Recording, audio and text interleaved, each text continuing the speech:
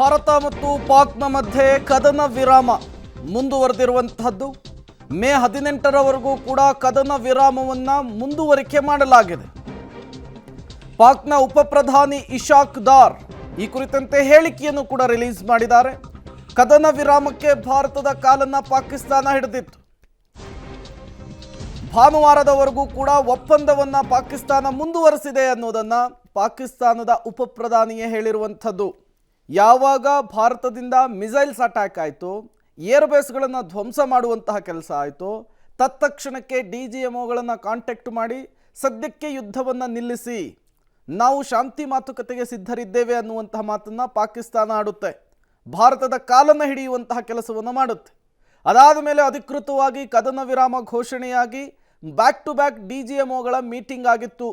ಆ ಮೀಟಿಂಗ್ ಇನ್ನೂ ಕೂಡ ಕಂಪ್ಲೀಟ್ ಆದಂತೆ ಕಾಣಿಸ್ತಾ ಇಲ್ಲ, ಒಂದು ತಾರ್ಕಿಕ ಅಂತ್ಯವನ್ನು ಕಂಡಂತೆ ಕಾಣಿಸ್ತಾ ಇಲ್ಲ. ಹಾಗಾಗಿ ಭಾನುವಾರದವರೆಗೂ ಕೂಡ ಕದನ ವಿರಾಮದ ಒಪ್ಪಂದ, ತಾತ್ಕಾಲಿಕ ಒಪ್ಪಂದ ಮುಂದುವರೆದಿರುವಂಥದ್ದು.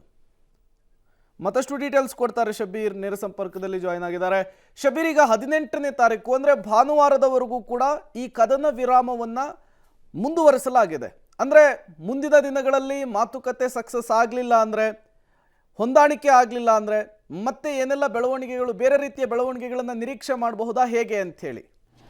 ಸಹಜವಾಗಿ ಪ್ರೇಮ್ ನೋಡಿ, DGMOಗಳ ಲೆವೆಲ್ನಲ್ಲಿ ಈಗ ಮೀಟಿಂಗ್ಗಳು ನಡೀತಾ ಇರುವಂಥದ್ದು. ನಾವು ಹಿಂದೆಯೇ ಹೇಳಿದ್ವಿ, ಒಂದೇ ಮೀಟಿಂಗ್ನಲ್ಲಿ ಎಲ್ಲವೂ ಕೂಡ ಅಂತ್ಯ ಆಗಲ್ಲ ಅನ್ನುವಂಥ ನಿಟ್ಟಿನಲ್ಲಿ. ಯಾಕೆ ಅಂದರೆ ಎರಡೂ ದೇಶಗಳ ನಡುವೆ ಸುದೀರ್ಘವಾದಂಥ ಮಾತುಕತೆಗಳು ನಡೀಬೇಕು. ಮತ್ತು ಎರಡೂ ದೇಶಗಳು ಹಾಕುವಂಥ ಕೆಲವೊಂದಿಷ್ಟು ಕಂಡೀಷನ್ಗಳಿಗೆ ಪರಸ್ಪರ ಒಪ್ಕೊಳ್ಬೇಕಾಗತ್ತೆ. ಕೆಲವೊಂದಿಷ್ಟು ಭಿನ್ನಾಭಿಪ್ರಾಯಗಳಿರುವಂಥ ವಿಚಾರಗಳನ್ನು ಕೂತು ಸಮಾಲೋಚನೆ ಮಾಡಿ ಮಾತುಕತೆಯ ಮೂಲಕ ಬಗೆಹರಿಸ್ಕೊಳ್ಬೇಕಾಗತ್ತೆ. ಈಗ ಭಾರತ ಸ್ಪಷ್ಟವಾಗಿ ಹೇಳ್ತಾ ಇದೆ, ಭಯೋತ್ಪಾದನೆಯನ್ನು ಬಿಡಬೇಕು, ಶಾಂತಿಯುತವಾಗಿ ವರ್ತಿಸಬೇಕು ಅನ್ನುವಂಥ ನಿಟ್ಟಿನಲ್ಲಿ ಹೇಳ್ತಾ ಇದೆ. ಆದರೆ ಪಾಕಿಸ್ತಾನ ಇದಕ್ಕೆ ಒಪ್ಪುತ್ತಾ, ಅದು ಕಾದು ನೋಡಬೇಕಾಗಿರುವಂಥದ್ದು. ಇದೇ ರೀತಿಯಾದಂಥ ಹಲವು ಷರತ್ತುಗಳನ್ನು ಪಾಕಿಸ್ತಾನ ಕೂಡ ಭಾರತಕ್ಕೆ ಇಡುತ್ತೆ. ಅದು ಸಿಂಧು ನದಿ ವಿಚಾರ ಸೇರಿದಂತೆ ಬೇರೆ ಬೇರೆ ವಿಚಾರಗಳನ್ನು ಮುಂದಿಟ್ಕೊಂಡು ಒಂದಿಷ್ಟು ಪ್ರಸ್ತಾಪಗಳನ್ನು ಕೂಡ ಇಲ್ಲಿ ಮುಂದಿಡುವಂಥ ಕೆಲಸವನ್ನು ಕೂಡ ಮಾಡುತ್ತೆ.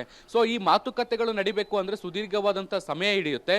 ಹೀಗಾಗಿ ಮಾತುಕತೆಗಳ ಹಂತದಲ್ಲಿ ಸದ್ಯಕ್ಕೆ ಶಾಂತಿಯಾಗಿರಬೇಕು ಗಡಿಗಳು ಅನ್ನುವಂಥ ಕಾರಣಕ್ಕೆ ಈ ಹಿಂದೆ ತಾತ್ಕಾಲಿಕವಾಗಿ ಯುದ್ಧ ವಿರಾಮವನ್ನು ಘೋಷಣೆ ಮಾಡಲಾಗಿತ್ತು. ಅದರಂತೆ ಈಗ ನಡ್ಕೊಳ್ಳಲಾಗ್ತಾ ಇದೆ. ಈಗ ಮತ್ತೆ ನೆಕ್ಸ್ಟ್ ಭಾನುವಾರ ಒಂದು ಸಭೆಯನ್ನು ನಡೆಸಲಾಗ್ತಾ ಇರುವಂಥದ್ದು. ಈ ಭಾನುವಾರದವರೆಗೂ ಕೂಡ ಈ ಒಂದು ಏನು ಯುದ್ಧ ವಿರಾಮ ಇದೆ ಅದು ಮುಂದುವರಿಯುತ್ತೆ ಅನ್ನುವಂಥ ನಿಟ್ಟಿನಲ್ಲಿ ಈಗ ಪಾಕಿಸ್ತಾನದ ಉಪ ಪ್ರಧಾನಿ ಇಶಾಕ್ ದಾರ್ ಅವರು ಒಂದು ಹೇಳಿಕೆಯನ್ನು ಕೂಡ ಬಿಡುಗಡೆ ಮಾಡಿರುವಂಥದ್ದು. ಸೊ ಅಲ್ಲಿಗೆ ಭಾನುವಾರದವರೆಗೂ ಕೂಡ ಗಡಿಯಲ್ಲಿ ಯಾವುದೇ ರೀತಿಯಾದಂಥ ಸಮಸ್ಯೆಗಳಿಲ್ಲ. ಒಂದು ವೇಳೆ ಈ ಮಾತುಕತೆ ಮುಂದಿನ ಹಂತ ತಲುಪಿದರೆ ಮತ್ತೆ ಅಲ್ಲಿವರೆಗೂ ಕೂಡ ಶಾಂತಿ ಯುದ್ಧ ವಿರಾಮ ಏನಿದೆ ಅದು ಮುಂದುವರಿಯುತ್ತೆ. ಈ ಒಂದು ಹಂತದ ಮಾತುಕತೆಯಲ್ಲಿ ಏನಾದರೂ ಭಿನ್ನಾಭಿಪ್ರಾಯಗಳು ಬಂದು ಮಾತುಕತೆ ಏನಾದರೂ ಮುರಿದು ಬಿದ್ದರೆ ಮತ್ತೆ ಗಡಿಯಲ್ಲಿ ಉದ್ವಿಗ್ನ ಪರಿಸ್ಥಿತಿಗಳು ನಿರ್ಮಾಣ ಆಗುವಂತ ಸಾಧ್ಯತೆಗಳನ್ನು ಖಂಡಿತವಾಗ್ಲೂ ನಿರೀಕ್ಷೆ ಮಾಡಬಹುದು. ಪ್ರೇಮ್, ಹಾಗೆ ಸಂಪರ್ಕದಲ್ಲಿ ಶಬೀರ್, ನಿಮ್ಮ ಜೊತೆ ಮತ್ತೆ ಮಾತನಾಡ್ತೀನಿ. ಒಟ್ಟಾರೆ ಈ ಆಪರೇಷನ್ ಸಿಂಧೂರದ ನಂತರ ಪಾಕಿಸ್ತಾನ ಹೇಳ್ತಾ ಇರ್ತಕ್ಕಂಥ ಹಸಿ ಸುಳ್ಳುಗಳು, ಈ ಹಸಿ ಸುಳ್ಳುಗಳನ್ನು ಜಗತ್ತಿನ ಎದುರು ತೋರ್ಪಡಿಸುವಂತಹ ಕೆಲಸವನ್ನು ಭಾರತ ಮಾಡ್ತಾ ಇದೆ. ಇವರು ಎಷ್ಟು ಕೊಳಕು ಮನಸ್ಥಿತಿಯವರು ಈ ನಾಯಕರು ಅಂತಕ್ಕಂಥದ್ದು ಈಗ ಒಂದೊಂದಾಗಿ ಇವರ ಹೇಳಿಕೆಯಿಂದ ಗೊತ್ತಾಗ್ತಾ ಇದೆ. ಅದಕ್ಕೆ ಪೂರಕವಾಗಿ ಹಲವಾರು ಬೆಳವಣಿಗೆಗಳಾಗ್ತಾ ಇದೆ.